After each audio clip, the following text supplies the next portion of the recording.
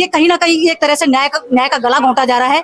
और ये न्याय किसके साथ हो रहा है? आमजन के साथ हो रहा है। और उसे आमजन को अगर वो न्याय प्रॉपर नहीं मिल पाएगा तो क्या फायदा है ऐसे कानून व्यवस्था का? तो हम अपनी सांस, अपनी खून के आखिरी बूंद तक इसको लड़ेंगे और इस नोटिफिकेशन को वापस करेंगे, चाहे इसके लिए मुझे अपनी जान देनी पड़े। जल्दी मिलेगा, अरे खाक जल्दी मिलेगा, क्या जल्दी मिलेगा? भरते रहना पुलिस वालों को पैसे, बार बार तुमसे पैसे की डिमांड की जाएगी। 50,000 रुपए से स्टार्टिंग करते हैं पुलिस वाले, एक छोटी छोटी कंप्लेंट पे 50,000 रुपए स्टार्टिंग में मांगते हैं। जो बंदा नहीं देता उसको अरेस्ट करते हैं। यही चलेगा और इसी तरह से वो अपनी जेब भी भरेंगे और पेट भी भरेंगे, देख लेना। सबसे बड़ी खामी ये है कि थाने के अंदर से ही पुलिस वहां से बैठे वर्चुअल मोड में अपनी बयान देंगे, अपनी टेस्टिमनी देंगे, जो कोर्ट को एडमिट करना होगा। और ये हमारे सिद्धांत, जो न्याय प्रणाली है उसके सिद्धांत के बिल्कुल खिलाफ है। तो हमारा मतलब है लोगों को न्याय दिलाना, लेकिन जो सरकार का नोटिफिकेशन, अमित शाह का जो सर्कुलर है, लेलजी का नोटिफिकेशन है, वो उस न्याय सिद्धांत के बिल्कुल खिलाफ है। जो न्याय मिलेगा ही नहीं अगर किसी को, तो ऐसे सर्कुलर का हमें क्या करना। नमस्कार, मैं ज्योति यादव और आप देख रहे हैं हिंद समाचार। दिल्ली सरकार से वीके सक्सेना साहब ने एक नोटिफिकेशन इधर जारी किया, उधर तस्वीरें आपको सड़क से लेकर संसद तक देखने को मिली। तमाम वकील जो इस वक्त 30 हजारी कोर्ट में मौजूद है, कैमरामैन जूम इन करके जरा एक बार तस्वीर दिखाइए कि यहाँ पर कितने सारे वकील मौजूद हैं और सीधे तौर पर वीके सक्सेना यानी कि एलजी साहब के खिलाफ जो नोटिफिकेशन है उसके खिलाफ बैठे हुए हैं। मेरा जो मुख्य तौर पर ध्यान गया वो इस और था कि भूख हड़ताल, हंगर स्ट्राइक कर रहे हैं। सीधे एक एक करके बातचीत करेंगे, आखिरकार ये जो नोटिफिकेशन आया है इसके विरोध में वकील क्यों हैं? क्योंकि मैंने बकायदा पुलिस प्रशासन से भी बातचीत की तो वो कह रहे हैं हम तो समर्थन में है, लेकिन वकील खासा नाराज नजर आ रहे हैं। उसकी वजह क्या है? मैडम, हमारा सेटल्ड प्रिंसिपल ऑफ जूरिस्प्रूडेंस है कि कोर्ट के बाहर का कोई भी बात अगर होती है, कोर्ट के बाहर का कोई भी गवाही या टेस्टिमनी है जो कोर्ट में एडमिटेड नहीं होता है। फॉर एग्जांपल, प्रीवियस हमारा सेक्शन 161 था। 161 का स्टेटमेंट कभी भी कोर्ट में एडमिसिबल नहीं है।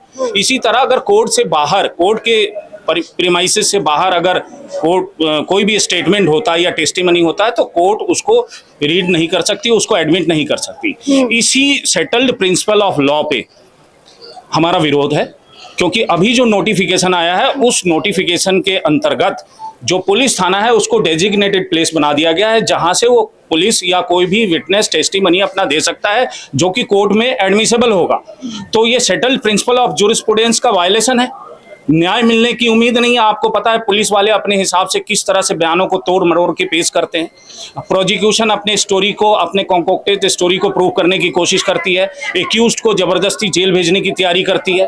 अगर इस तरह से अलाउ हम कर देंगे, काम छीनने की बात और है, हमारा काम छीन गया, वकीलों का काम छीन गया, मैं इस पे ज्यादा जोर नहीं देता, क्योंकि सर्वाइवल ऑफ फिटेस्ट डार्विन्स की थ्योरी को मैं मानता हूँ।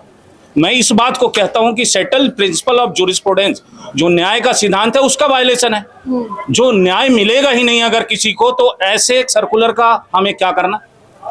तो इसलिए हमारा विरोध सिर्फ इस बात पे है कि सेटल्ड प्रिंसिपल ऑफ जूरिस्प्रूडेंस जो न्याय का सिद्धांत है उसको बखूबी लागू किया जाए, और उसके वायलेशन में अगर कोई भी नोटिफिकेशन या सर्कुलर आता है तो हम उसका पुरजोर विरोध करते हैं। हम खून के आखिरी बूंद तक लड़ेंगे, हम अपनी जान दे देंगे, यहाँ आमरण अनशन पे बैठ के अपनी जान दे देंगे। न्याय के सिद्धांत को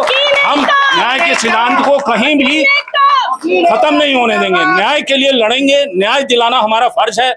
हम ये काला कोट इसलिए नहीं पहनते कि हमें पैसे कमाना है। आपको बता दें, पहले काले कोट में पॉकेट आगे की तरफ नहीं होता था, पॉकेट पीछे की तरफ होता था।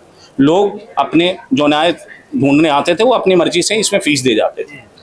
तो हमारा मतलब है लोगों को न्याय दिलाना, लेकिन जो सरकार का नोटिफिकेशन, अमित शाह का जो सर्कुलर है, लेलजी का नोटिफिकेशन है, वो उस न्याय सिद्धांत के बिल्कुल खिलाफ है।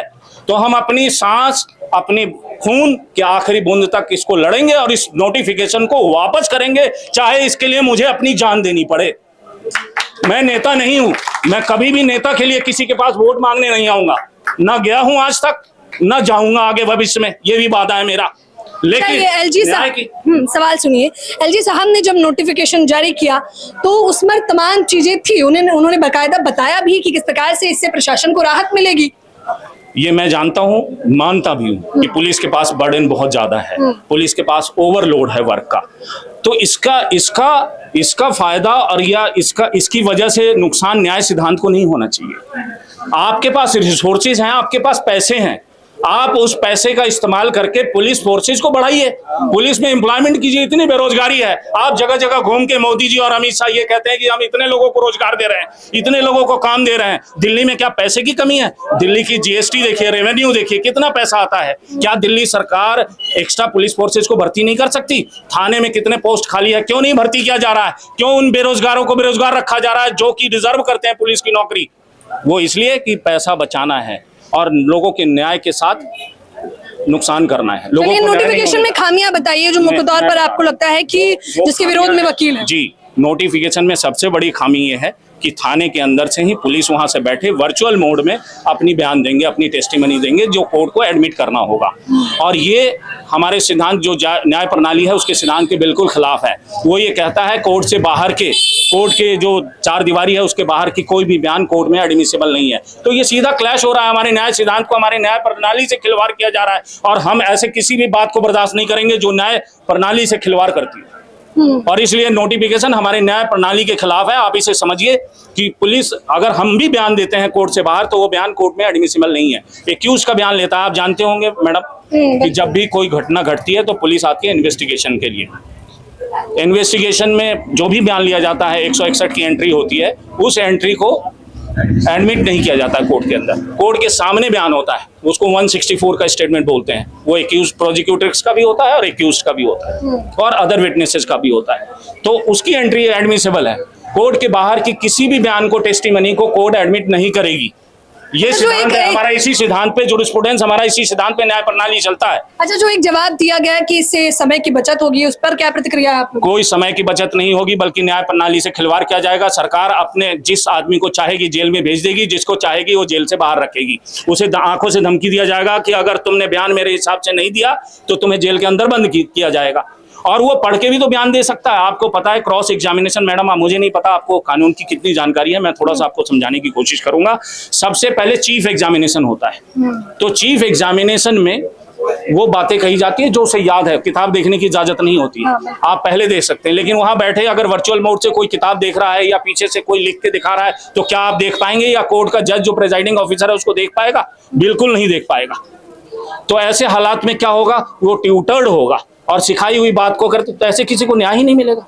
जब ट्यूटरिंग करके, जो आपने बताया बाकायदा, मैंने इस पर तमाम जानकारी एकत्रित करने के बाद मुझे लगा इन लोगों का प्रदर्शन कवर करना चाहिए। तो मैंने देखा सीधे तौर पर कि जो एलजी साहब है उन्होंने कुछ तो देखा होगा, कोई तो फायदा देखा होगा जिसके तहत ये नोटिफिकेशन जारी किया है। इस बात पे देखो, मैं कानून नेता नहीं हूँ जो मैं एलजी साहब पे डायरेक्ट अटैक करूँ। हाँ, मुझे लगता है जो एलजी साहब ने देखा है वो ये देखा है कि शायद नेताओं की सिक्योरिटी के लिए पुलिस कम पड़ रही होगी, उसके लिए समय है। जनता के लिए समय नहीं है पुलिस के पास कि वो कोर्ट में आके गवाही कर ले। हाँ, नेताओं की चमचागिरी करने के लिए, उनकी सिक्योरिटी के लिए, उनके घर की रखवाली के लिए, उनके बच्चों की रखवाली के लिए, उनके माँ बाप की रखवाली के लिए तो समय है पुलिस के पास। हो सकता है एलजी साहब ने यही देखा हो कि हाँ देखिए, आइए, बैठिए और हमारे नेताओं की सुरक्षा कीजिए। क्यों पड़े हो जनता के चक्कर में? जनता देख लेगी अपना जो होगा। न्याय नहीं मिलना चाहिए जनता को। अरे जनता को न्याय क्यों नहीं मिलना चाहिए? क्यों? क्योंकि वकील बैठे हैं, वकील जनता को न्याय दिला कर रहेंगे और ये हमारा प्रण है और यही हमारा दृढ़ संकल्प है। वकील एकता जिंदाबाद, वकील एकता जिंदाबाद। बताइए, आपने कहा सीधे तौर पर आप लोग जनता के लिए उतरे हुए हैं, तो इसमें जनता तो नजर नहीं आ रही, वकील प्रदर्शन कर रहे हैं मुख्य तौर पर।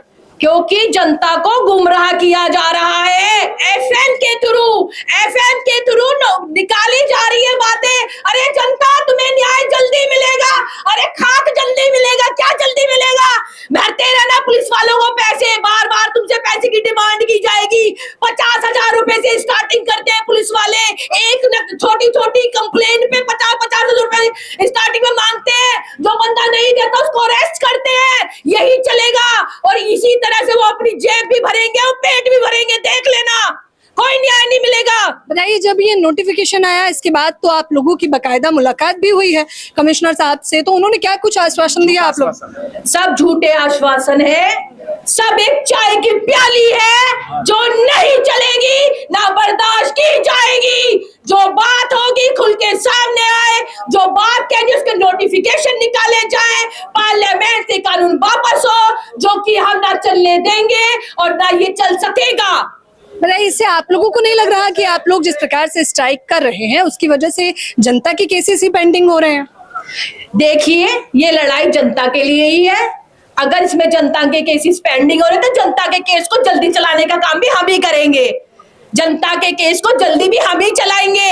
अगर जनता के केस लेट हो रहे हैं तो उनकी भलाई के लिए, ना कि ये हमारा इसमें कोई जेब भरी जा रही है। इसमें हमारी कोई जेब नहीं भरी जा रही है। एक वकील ही ऐसा है जो पहले काम करता है, बाद में फीस लेता है।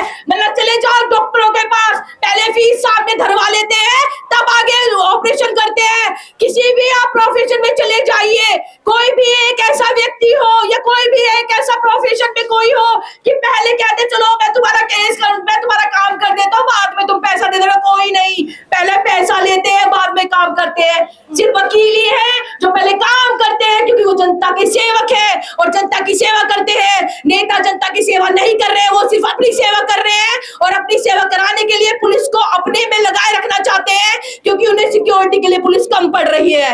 ये तमाम वकील हैं, आखिर सवाल लेना चाहूंगी कि अब मुख्य तौर पर आप लोगों की क्या कुछ मांगे हैं?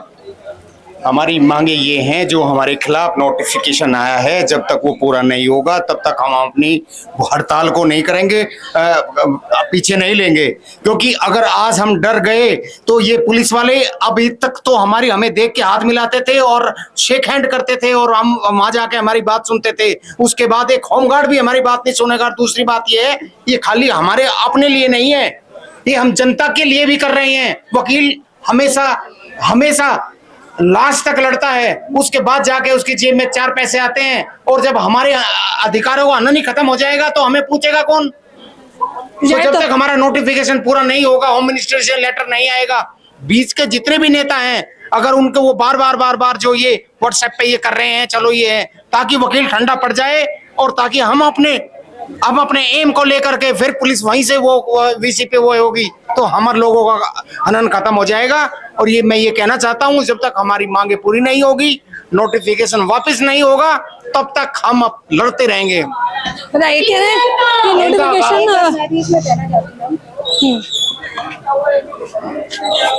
एक्चुअली जैसा कि अभी बताइए जैसा कि अभी सर और मैम ने बताया कि हम सब लोग अच्छी तरीके से जानते हैं कि पुलिस के सामने की गई गवाही मानी नहीं जाती। तो इस प्रकार के अगर वीडियो कॉन्फ्रेंसिंग के जरिए पुलिस के साथ में रह करके अगर इस तरीके की अगर गवाही की जाती है तो क्या वो मान्य होगी? क्या वो दमदार होगी? क्या उसमें असरदार होगा? क्या हमें पूर्ण रूप से न्याय मिल पाएगा? ये कहीं ना कहीं एक तरह से न्याय का गला घोंटा जा रहा है। और ये न्याय किसके साथ हो रहा है? आमजन के साथ हो रहा है। और उसे आमजन को अगर वो न्याय प्रॉपर नहीं मिल पाएगा तो क्या फायदा है ऐसे कानून व्यवस्था का? जाहिर तौर पर वकीलों से जनता को न्याय मिलेगा, वो सुनिए। ये क्यों, ये लड़ाई जनता के लिए है। इसकी जो अहम जो मुद्दा है वो देखिए। हम ये कह रहे हैं कि थाने की कोई भी गवाही नहीं एडमिसेबल है कोर्ट में। ये मैं नहीं कह रहा हूँ, ये सीआरपीसी और अब बीएनएसएस बोलता है। भारतीय नागरिक सुरक्षा संहिता भी यही कहता है कि कोर्ट से बाहर की जो भी स्टेटमेंट है उसको नहीं एडमिसेबल नहीं है। तो अगर हम उसको एडमिसेबल कर देंगे तो क्या जनता को न्याय मिलेगा? पुलिस तो वो बात कहेगी जो उसे कहलवाना है, और वही बात कोर्ट में एडमिसेबल होगा because of this notification. And once the thing is admitted, once the testimony given into the court is becomes admissible into the court, justice is ever denied. Justice is not going to meet to anyone. So that is how we are fighting for common people, for banana people, for आम जनता। ये आम जनता की लड़ाई है। हम वकीलों से ज्यादा ये आम जनता की लड़ाई है, उन निर्दोषों के लिए लड़ाई है जिसके लिए अगर आज हम नहीं लड़े तो निर्दोष जेल के अंदर, आपने सुना होगा 20-21 साल के बाद एक बंदे को कोर्ट छोड़ देती है कि नहीं जी ये सजा में इसमें तो कुछ है नहीं। आपने ऐसा भी सुना होगा, कुछ केसेज ऐसे भी हैं उसमें 21 साल के बाद छोड़ा गया, उसकी जिंदगी तो खराब होगी, उसकी जिंदगी खराब होगी। अब वो बाहर निकला 21 साल बाद, वो किसी काम लायक नहीं है। कहाँ जनता को न्याय मिला आप बताइए? तो ये जो लड़ाई है ना, ये आम जनता के लिए, वकीलों से ज्यादा आम जनता के लिए। तो ये जो लड़ाई है वो वकीलों से ज्यादा आम जनता से है। इस पूरी बातचीत में मुझे लगता है बतौर जनता ये भी आपको समझ आ गया होगा कि ये जो तथ्य रखे जा रहे हैं उसका एक आधार है। अब देखना होगा कि एलजी साहब नोटिफिकेशन जारी करते हैं या नहीं। इन लोगों का ये भी कहना है कि अगर कोई भी कमिश्नर या नेतागढ़ इस पूरे मसले को सुलझाने का काम करेगा तो हम उसे स्वीकार नहीं करने वाले हैं, क्योंकि ये हड़ताल रोकने का एक जो है नैरेटिव सेट किया जा रहा है। तो सीधे तौर पर